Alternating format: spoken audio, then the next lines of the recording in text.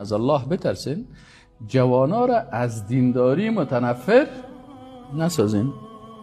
یک وقت یک کس بر من زنگ زد، گفت استاد یک جوان تقریبا 14-15 ساله کل عمر خود در لندن تیر کرده. اونجا در لندن تیر کرده، در کدام مسجد بوده که اونجا مردمایی که اونجا بودن شاید شافعی مذهب بودن یا سلفی بودن یا هر چی بودن، خب مقصد اونجا نماز یاد گرفته و رفع الیدین میکردن. این بچه فامیلش آوردهش کابل، که کابل آمده این خود از این گپا خبر نداره دیگه. اون قسمه که اونجا یاد گرفتن اینجا آمدن در مسجد رفتن، یا برام زنگ زد گفتن یک مشکل پیدا شده، بیا میره مشکل حل کنم. گفتم چی مشکل؟ گفت مشکلی است که این بچه وقتی در مسجد رفته ساعت نماز که شروع کرده که چند نفرک دیگه میگرده بخاری یک سه تا کاکاگک شیشته، این کاکاگکا یک دفعه در جان از این حمله کردن که تو وهابی، که تو این قسم نماز میخونی. این بچه چون فارسی رو صحیح نمیفهمه فکر کرده که البته مرا دزد گرفته ور خطا هست. خب بالاخره بیرون که آمده دولی و رنگش هم سفید پریده و از خودگی خود گفته که من خود چیز دوزی نکردیم یا چرا سرم حمله کردن. خب بالاخره این رو به اندازه کردن که قومایشان میگن که استاد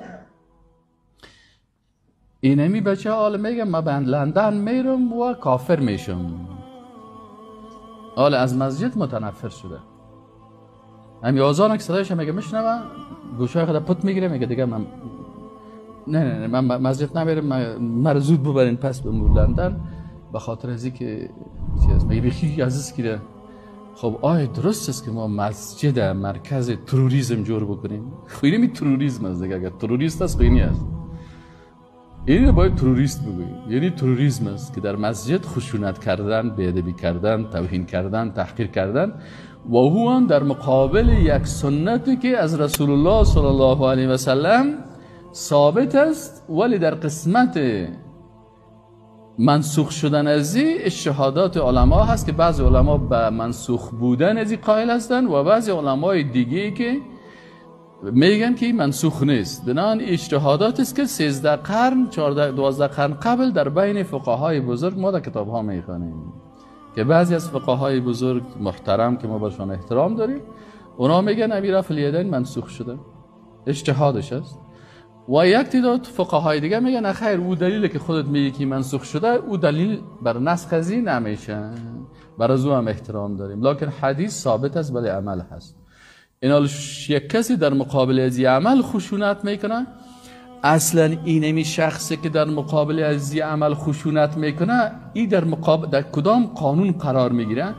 کراهیت ما انزل الله ایره میگن. الله چی نازل کرده؟ وحی جلی و وحی خفی.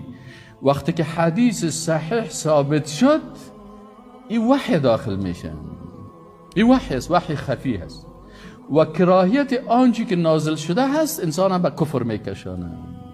پس اینمی کاکاگک با اینمی کراهیت اینمی عمل از دایره ایمان خارج میشه، ولی نمیفهمه. ما باید همه سنت ها را دوست داشته باشیم ولو که انجام نمیدیم. دوست داریم. یک نفر ریش خدا کل کرده اما ریش بدش نمیه، امید جنت میره. اما یک نفر خوب یک قبضه ریش هم داره خود ریش بدش میایه، این حالی به خاطر ریش داشتن خود ثواب برد، اما چون ریش بدش میایه به کراهیت ما انزل الله ای کافر میشن. از این کدام ریش کل چی است؟ عقیدهش جوره.